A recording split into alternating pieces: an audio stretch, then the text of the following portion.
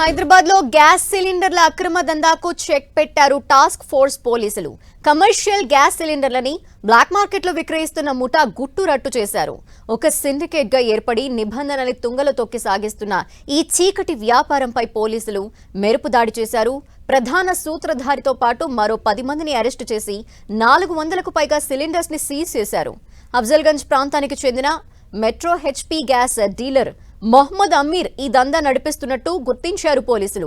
అఫ్జల్గంజ్ లో agency run చేస్తూ శంషాబాద్ లో గోడౌన్ ని ఏర్పాటు చేసుకున్నారు.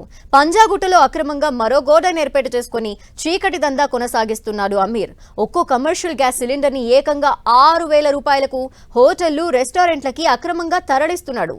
ఈ ముఠ కొంతకాలంగా మార్కెట్లో కృత్రిమ కొరత సృష్టించి భారీగా లాభాలు ఆర్జిస్తున్నట్టు ప్రాథమిక విచారణలో తేలింది. పక్కా సమాచారంతో దాడులు నిర్వహించిన టాస్క్ ఫోర్స్ పోలీసులు సుమారు 414 గ్యాస్ సిలిండర్లని స్వాధీనం చేసుకున్నారు.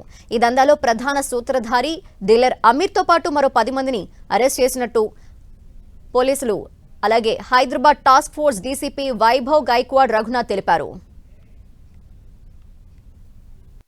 ఈ గ్యాంగ్ నుంచి 414 గ్యాస్ సిలిండర్ వాళ్ళు ఇల్లీగల్ గా సేల్ చేసుకున్నారు. ఈ అన్ని మొత్తం గ్యాస్ సిలిండర్ సీజ్ చేశాము. ఈ మెయిన్ అక్యూజ్ పేరు మొహమ్మద్ అమీర్. ఇది గ్యాస్ సప్లై వాళ్ళది గ్యాస్ ఏజెన్సీ ఉంది.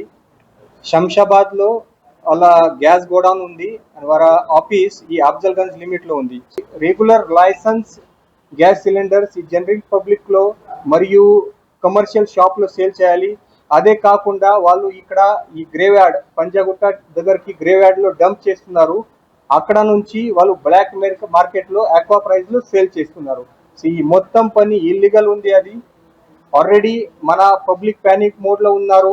కమర్షియల్ రెస్టారెంట్స్ వాళ్ళు, కమర్షియల్ బిజినెస్ వాళ్ళు పానిక్ మోడ్ లో ఉన్నారు.